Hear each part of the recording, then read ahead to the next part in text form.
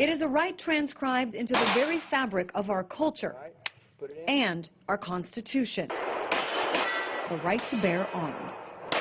There's only a certain number of things that were put in the Constitution by the founders, and they put a right to bear arms in the Constitution for a couple of reasons. First of all, they were just finished a violent revolution. You know, they overthrew an oppressive government. And to understand just how many people enjoy that freedom today, here's a look at background checks for firearm purchases on what is typically one of the busiest days of the year for potential gun buyers, Black Friday.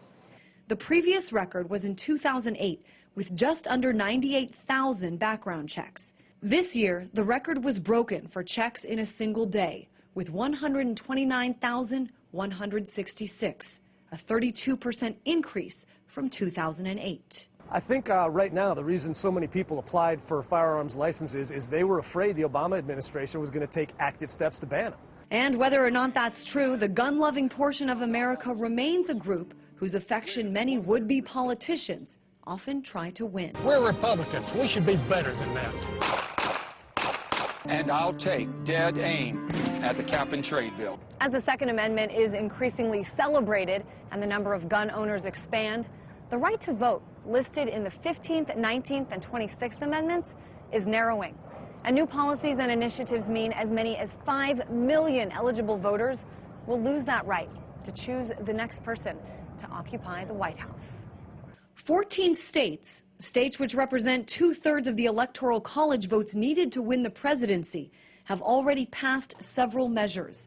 These include restrictions on where people can register to vote, less time for early voting, and stricter laws requiring people to provide government-issued photo IDs. African Americans or other racial and ethnic minorities are very heavily targeted.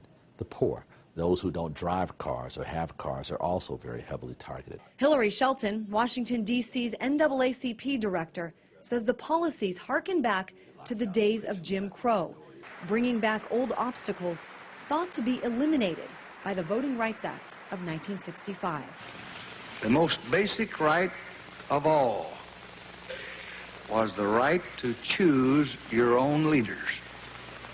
The history of this country, in large measure, is the history of expansion of that right to all of our people. A history now reversing itself with new laws, also targeting convicted felons who have completed their sentences, have jobs, and pay taxes. In Florida, Iowa, Virginia, and Kentucky, anyone convicted of a felony has their right to vote denied permanently. If the idea of prison is to rehabilitate, wouldn't one of the practices we'd want those in prisons to be able to master? The process of participating in our electoral process. Troubling for many in Texas as well, where you can't use a student ID to vote, but you can use a handgun license. In the words of Governor Rick Perry, who signed the bill, it's the integrity of every vote, that every vote counts. The question for many others, though, how many votes won't be counted because they were barred from being cast? In Washington, Christine Frizzau, RT.